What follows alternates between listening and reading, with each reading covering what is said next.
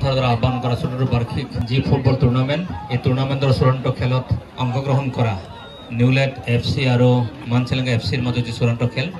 এই চূড়ান্ত খেলৰ উপস্থিত থকা নিখিল ছাত্ৰৰ সভাপতি মতলব বাক্সক ডাঙৰীয়া মোৰ কাউন্সিলৰ সতীৰ্থ EM জীবন চন্দ্ৰ ৰাভা ডাঙৰীয়া প্ৰতাপ ৰাভা ডাঙৰীয়া প্ৰাক্তন চেয়াৰমেন আমাৰ সৰ্ব ৰাভা ডাঙৰীয়া কৃষ্ণ আৰক্ষী থানাৰ ভাৰপ্ৰাপ্ত আৰক্ষী বিষয়া ডাঙৰীয়া প্ৰমুখ কৰি আঞ্চলিক ৰাভা ছাত্ৰ সন্থাৰ সভাপতি সম্মানিত কৰ্মকৰ্তাসকল অন্যান্য বিষয় কৰ্মকৰ্তাসকল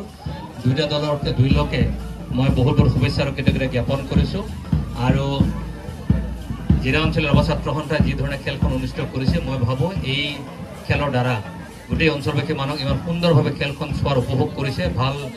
ডেকা ল'ৰা ছোৱালীসকলক আগবাঢ়ি যাবৰ কাৰণে উৎসাহ কৰিবৰ কাৰণে যি